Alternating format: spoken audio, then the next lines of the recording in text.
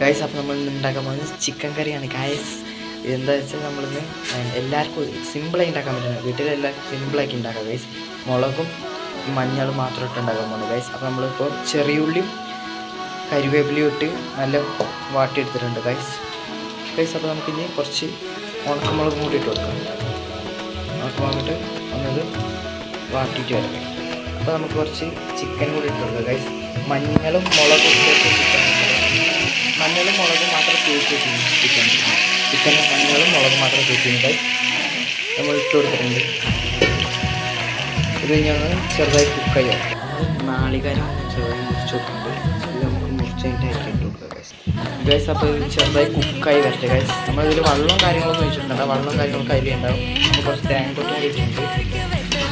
വെള്ളവും കാര്യങ്ങളൊക്കെ ഈ ചിക്കൻ്റെ ഉള്ളിൽ നിന്ന് എങ്ങനെ ഊരി വന്നോളും. അപ്പോൾ ഇറക്കി കൊടുക്കാം. അതൊന്ന് മിക്സ് ചെയ്തിട്ട് അത് മാത്രമല്ല ഇടയിൽ നമ്മൾ ഉപ്പിട്ടു. വീഡിയോ എടുക്കാൻ ചെറുതായി മറന്നുപോയി ഗൈസ്. നമ്മൾ ഗ്യാസിൽ നിന്ന് അടുപ്പിലോട്ട് ഷിഫ്റ്റ് ചെയ്തിരിക്കുന്നു ഗൈസ്. നല്ല കുക്കായി വന്നിട്ട് നമ്മൾ കാണിച്ചു തരാം ചിക്കൻ കറി എങ്ങനെയുണ്ട്.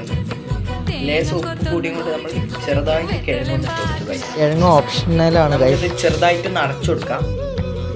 എന്നിട്ട് ഇതൊന്ന് വെന്ത് വരട്ടെ ഗൈസ്. ചിക്കൻ വെന്ത് നോക്കാം ഗൈസ്.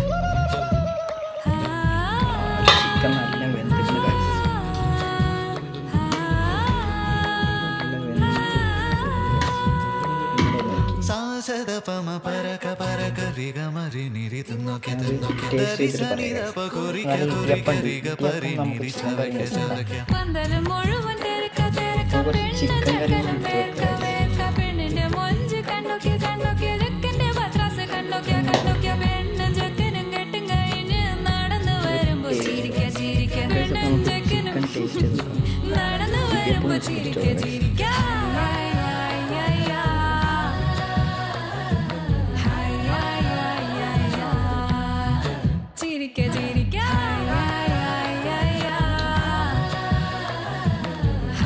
ചിക്കൻ കറി നല്ല ടേസ്റ്റ്.